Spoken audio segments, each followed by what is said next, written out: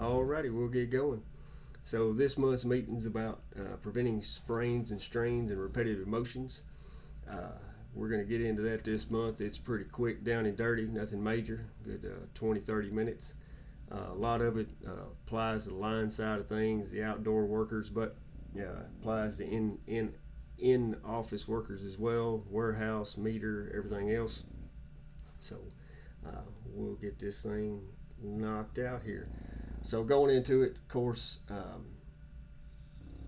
we're looking into all the little body parts that we got that can cause problems. And it used to be funny to me thinking about some of the older fellas telling me that you can sneeze and throw your back out kind of thing, but it's the truth. Just getting out of bed in the morning hurts, and it doesn't matter if you sit at a desk all day. It doesn't matter if you climb poles all day. The repetitive motion and the strain we put on our body has a lot of lasting effects, and so we're going to talk a little bit about all of those today. All right, so some of the risk factors we're talking about here: awkward positions, or postures, static postures, force that we put out, tools, temperature, everything like that's involved in this. We're going to hit all these a little bit going through this presentation. So of course, like I said, this is typically line side of things, but we'll talk about it. As far as awkward positions, being in all day, regardless if you're climbing poles, on a ladder, in a bucket, sitting at a desk all day, these things apply. Whether you're getting stuff out of the cabinets, if you're picking a lot of stuff up in the warehouse, all these awkward positions that you put your body in tend to have a lot of lasting effects on us, right?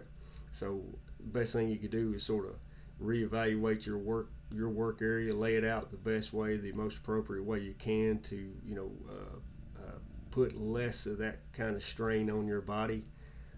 And so you might rearrange your office a little bit, rearrange your warehouse, change the way you're going to set up in a bucket, whether it be a different position, climb versus use a ladder, anything like that. Getting into the repetitious kind of stuff we do, I can tell you right now, my mom was a purchaser for Nashville wire for like 20-25 years, and she's had carpal tunnel surgeries from sitting there all day at a desk and dealing with constantly on that computer and keyboard and everything else. These kind of things, there's not a lot we could do it, because that's pretty much the bread and butter of our job, right? But you need to take steps in the middle of all this so you don't have that continuing to happen, i.e. take breaks, stretch, work out a little bit better here so you can do your job a different way. Even some things like the desk that they have nowadays, extend up and you can stand up and stuff like that, to different layouts on keyboards, stuff, pallet jacks, stuff like that in the warehouse. Once again, like going back to the awkward positions, if you change your work procedures, change your layout, ask for help, that kind of stuff helps prevent this kind of thing from happening. Of course, we all know we get into static positions a lot, especially for the outside guys, digging down, staying bent over all day in a pad mount. I know when I was up there a couple weeks back and went up there to the Smuckers factory with Chris and them, those things right there aren't built for somebody just to stand up and nice and easily get to all these kind of pieces and parts in here, let alone sitting in an office, sitting in a warehouse all day on a computer or something like that. Do what you can to change that up, break up that monotony. Things like, once again, going back to stretching, once again, going back to taking breaks, that kind of stuff helps out tremendously when you can break that work up a little bit, give your body a little bit of a rest in between these things. Trust me, they would rather have you, take the time, maybe take the job a little bit. The job takes a little bit longer, but it's a whole lot better than you being off of work a day or two because you have to go to the doc and get some kind of cortisone shot in your knee, or get some kind of chiropractor visit kind of thing, So it's a whole lot better to take care of yourself what is it, that old adage of an ounce of prevention is worth a pound of cure kind of thing, So I'm sorry, I got this bulldog down here snoring. All right, next slide, we'll see here. Vibration, a lot of this, especially if you weed eat on the weekends, run a sawzall a bunch, you get that itchy kind of feeling in your hands and stuff. Outside guys running jackhammers or pressure diggers, stuff like that. Those kind of things, there's some prevention you can do there from some of the latest and greatest equipment we have that has a whole lot better ergonomic features on it, like the rubber grommets built in it, rubber handles and stuff like that it'll help dampen that vibration. To using the right kind of gloves, good thick heavy leather gloves help dampen that as well. A lot of it, I always hated the guy that I hated it for him, the guy that sat on that pressure digger at work for Elliott, because he'd just sit there and he would bounce around, look like a bobblehead all day long, and I don't see how he did it. Same kind of thing, you're going to hear me say to lunch, take a break, stretch out, get your body time to recoup and relax a little bit from that position, from that kind of injury going on, right? Getting into tools, honestly, and I said this before, I honestly believe that I come out of that TV, the Tennessee Valley Lineman Rodeo this past weekend down in Chattanooga. It was a great turnout. I think the biggest they had thus far, and honestly, it is so awesome to go down there to these things and see how different utilities do their jobs, what different utilities do to the tools they utilize, the work methods they utilize. That's why I'm a firm believer in, whether it be JTNS or TVPPA or Mid-South Metering or whatever company y'all parlay into for training and stuff like that, for schools and labs to go to, the HR training that TVPPA has, and all that kind of stuff blends into seeing how the world is different outside of your utility. Because coming from where I come from, I thought that was the way line work was done. For 17, 18 years, that was line work right there. Well, honestly, conferences, schools, rodeos, different things like that, if you're able to experience that stuff, take advantage of it, because it will help tremendously to get to see different things. And one of the things you get to see is tools, versus going down to Tractor Supply or Lowe's or Home Depot or whatever and just buying something down there. A lot of times these tools are made specifically for us in our industry, and we'll talk about that here in just a second. Of course, y'all know summer's upon us. In fact, I think the last couple times I was up there, we was doing hurt man and stuff. A lot of fellas were out because storms, working all day, working all night kind of stuff. That hot weather brings that kind of storm, the Mother Nature tends to throw us at it, right? Well, when it comes to storms, when it comes to hot weather and or cold weather, just understand this. Know your body, right? Know your body. Know what you're capable of. Hydrate, and hydrate. Because understand that today the water you put in will help you tomorrow, right? I know with that rodeo down there, they had a fella about halfway through the day on Saturday. He ended up disappearing. We found him in his truck with the AC turned on. His eyes are rolling back in his head. Being a young guy wanting to prove himself, he didn't eat that morning. He might have imbibed a little bit the night before, and that stress and that strain mixed in with not eating and not hydrating properly, we ended up having to get EMTs over and hook him up to an IV and all that kind of stuff. Take care of yourself. Because honestly, at the end of the day, you are in charge of your safety. Whether you taking a break and you going walking, exercising, working out, to work at the house, to work, for what you do at work. Take care of yourself, hydrate, don't get overheated, don't overexert. Take care of yourself. I promise. Your body does not bounce back quite as easy as it used to back in the day, and it only gets worse. I promise you. So, uh, work organization. This is more like a boss kind of thing, right? I get to use one of my favorite sayings, right? Come out of the Marine Corps with that proper planning prevents poor performance kind of thing. Honestly, uh, with this time of year, not to mention we got storms and everything else, but we got might have some people out doing hay, tobacco, sharecropping, row cropping, to folks taking off, going to vacations, and going to the beach, going on cruises, whatever you're doing. We don't have everybody on hand like we should, and all that when these storms roll through. So that being said, make sure that you back up, reevaluate how you've got your jobs laid out. Make sure you got enough people on hand, not to mention the proper equipment, proper PPE, everything else, right? That stuff right there helps tremendously with getting the job done right, getting the job done safely, right? So understand we got to meet those demands. We got to get the power back on when it got to be back on, but don't push your people too far. Don't get pushed too far because we're trying to make up for folks being out, So try to organize it as best you can there. I mean, what is it? Sun Tzu with the Art of War kind of thing. He said, no battle plan ever survives first contact. So understand having a plan is a great idea, and we try to properly do it, but we think on the fly a lot.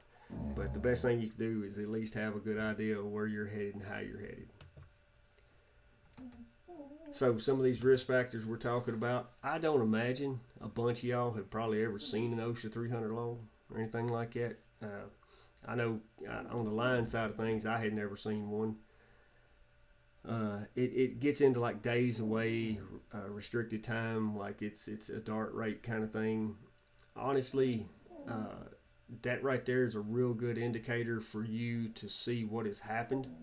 I know I heard through Federated Insurance, one of their fellas, about how much they had spent like this past year on just sprains and strains. I mean, you're talking $600,000-$700,000, for certain co-op, just for sprains and strains and back injuries and stuff, twisting ankles.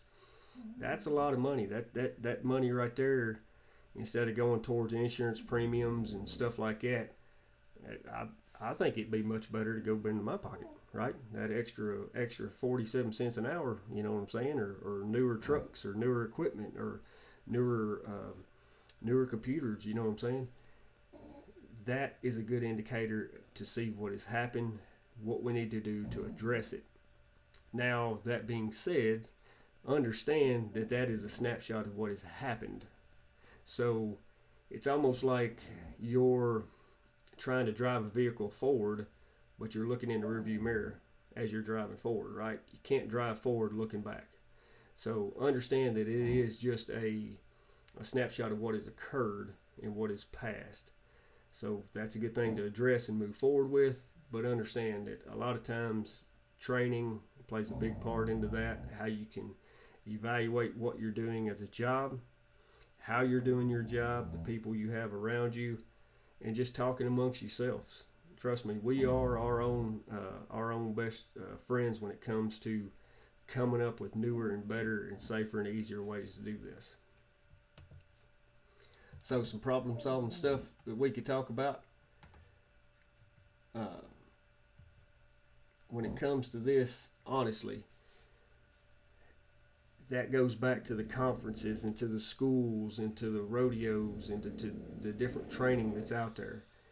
Honestly, the tools, material, even how folks do something, it's amazing to see it, because you understand that, hey, guess what? It's just there are so many easier ways to do this and to do that, right? Uh, we're going to hit some of these as we go through here in just a second and talk a little bit more about them. So, getting into like better material, that stuff, back in the day, everything used to be porcelain, glass, and heavy, and just all that, right? Now we've got this polymer setup that's a whole lot lighter and easier to use. Things are redesigned. I know for us, as far as on the line side, hand tools have come a long way. What we used to call the pop twos or the makers or the squeezers. Uh, they used to be, wooden handles and put out a lot of strain to get them to close. And the majority of older guys, if it wasn't knee surgery, it was shoulder surgery, right? A lot of them had shoulder surgery from using them things. So everything's now, Milwaukee battery powered, Makita battery powered, Greenlee, those kind of tools out there. One thing I do love about the line industry is we're MacGyvers. We are. We make things work when they shouldn't work, and with things that we have available, right? Some stuff like the guy, he's close to y'all. Let's see, the mule board guy. He makes tool holders and stuff like that to go inside your buckets, and he's a lineman, NES, right? So he's come up. He saw a need. How can I make this better? He's come up with it. He put time and effort into it, and he's got something better. That could apply to anything. That could apply to how you get material stored in the warehouse. That could apply to how you remove and set meters. That could apply to anything you're doing in the office, from how you got your desk laid out to how the filing cabinets rolled up to anything and everything, right? So that right there is one of the coolest things about our industry, and that tends to be into all the sectors of it. We make things work, right? And y'all all know the long hours we have to deal with and the strain and the stress we have to deal with. Best thing you could do, utilize it. A lot of times for the line side of things, I will say this, and this even goes to indoor things. A lot of times, going down to Lowe's or Tractor Supply and just picking up something, well, that's a residential grade of tool. There's a reason why we have these utility supply companies, because they make certain tools for us, right? Certain tools for us, because understanding we were in rubber gloves, the trigger has to be longer, the handle has to be bigger, that kind of stuff, right? So the Grescos and the Irby's and all these different utility supply companies, that stuff is solely made for us, right? So utilize that, talk with them folks, get them in there, get them to show you the latest and greatest.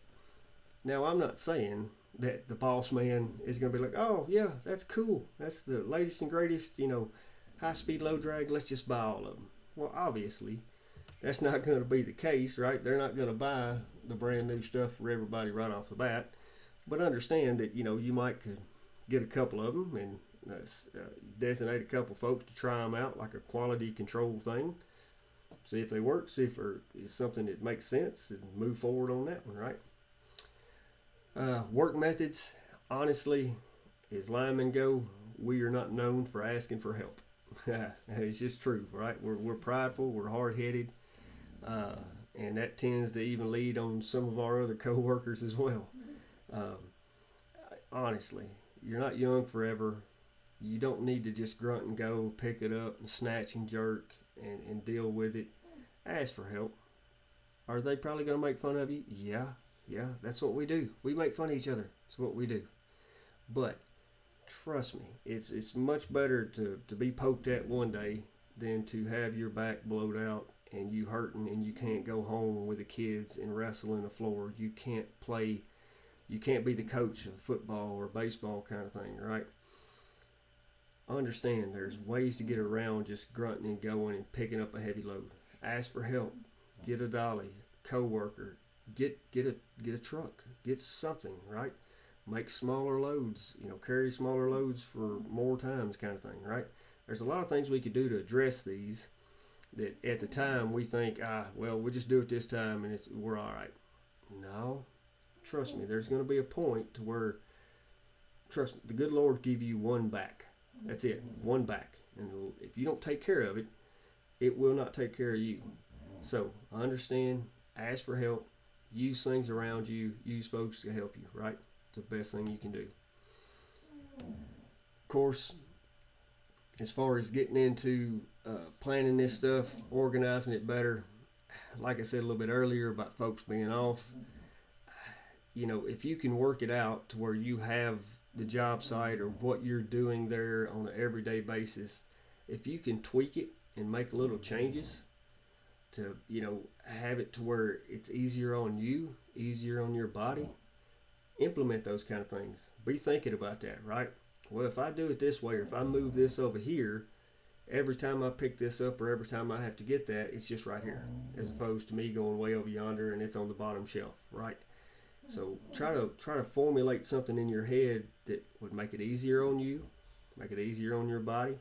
And of course, at the end of the day, those things parlay right into, if it's easier on you, easier on your body, guess what? It's also easier to get done. That means the more you can get done, the quicker you can get done. That's more productivity. That's less money spent on time. So it's a win-win, win-win-win-win kind of thing, right? So try to think about it like that. Work it to where it's going to help you out, help your body out, help the company out, really, in the end of the day, right? Of course, getting into training, we all know it, right? We get to do it every month, whole 9 yards.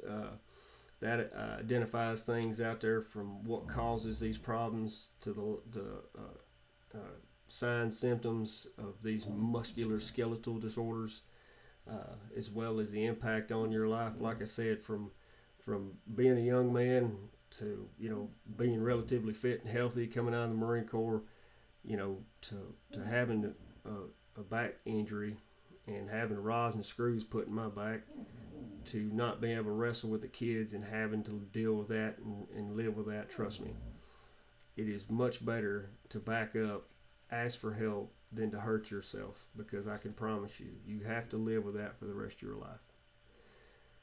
On top of the training as well comes with solutions, how to fix these things, how to cure these things, how to avert these things from happening to begin with. And of course, talking about training, something we all talk about and love. I know the outside guys especially, there's nothing more they want to do than to stand around outside in a circle in the warehouse stretching in the morning. We all make fun of it. We all poke fun at it. Oh, nobody wants to do it. But honestly, whether you have played high school or junior high football or baseball or cheerleading or soccer, or, if you've done a sport when you were younger, I guarantee you all had to stand around and stretch to do this. They understand the importance of that to limber up your body. So whether it be force-fed to you because the insurance company sees a lot of these kind of injuries and say, hey, you know what to fix it? Let's do the stretching in the morning. Everybody has to go do a little calisthenics. So instead of it being force-fed to you, take it upon yourself to do it. I can tell you right now, that old lineman told me that, it just hurts getting out of bed. I used to just sort of, nonchalantly, brush it off. Get up in the morning, he said, take my shower. He said, by the time the end of the shower, he said, spend a good 10 minutes stretching, bending over, touching my toes, all that kind of stuff. He's got a point. Trust me. The day is easier and better when I do that. So take it upon yourself, and that goes to hands, to arms, to legs, to feet, to back, to everything, right? If you're sitting for long periods of time, if you're using your hands for long periods of time, stretch those things out. It will help out tremendously. So unless you want to get it sort of force-fed to you, take it upon yourself and do it.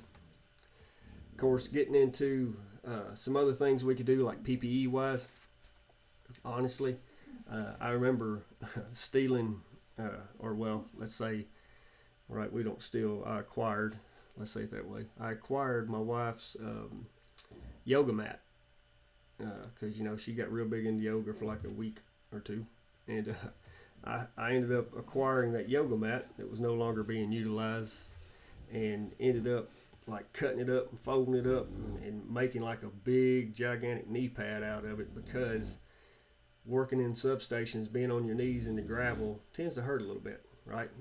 Working on these pad mounts, being stooped over and on your knees, it hurts a little bit.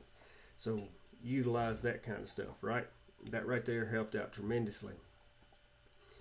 Look around, see what other folks do. If you need these kind of things, whether it be the big cushiony chair, whether it be a foam pad kind of thing underneath the chair, you know what I'm saying? Those things help prevent injuries. If you bring it to somebody's attention with this solving a problem, there you go. It tends to help. That's why we have PPE. All right, so implementing solutions, of course, honestly, it goes back to, like I said a minute ago, like with tools, right? The boss man ain't going to go out there and just spend an exorbitant amount of money buying something brand new because it's the latest and greatest. Understand, all this stuff costs money, and it costs a lot of money. Here's the thing about it. In order for this to work, in order for this to move forward and you to be better at your job and or position, for productivity to get better, for morale to get better, honestly, bring it to their attention. Because I'm telling you right now, we are really bad in this industry with being, well, it's been done that way for 50 years. Okay, well, we used to ride horses 50 years ago. I don't see anybody pulling up on a thoroughbred, you know what I'm saying? So we don't like embracing change a lot. It's just who we are. We like our nice comfortable bubble that we stay in. But understand, there are reasons why there's the latest and greatest, because people have seen a need and have made changes, adapted something, invented something. Embrace it. I say this, and it's the truth. I hear a lot of times other places that, maybe the boss man's, they don't care, right? They don't see us out here busting our butt doing our thing. Well, linemen aren't happy unless we're griping. I mean, that's just the truth of the matter. But a lot of times why they want to sit around and gripe, well, guess what? The reason why it doesn't change is because they never brought it up. They never said, hey, guess what, boss? This is going on. This has happened. We've had this injury. We've had that injury. We need to fix this, and here's a solution. They would rather just sit back and gripe about it. I'm telling you, things don't get addressed and don't change without somebody making that change.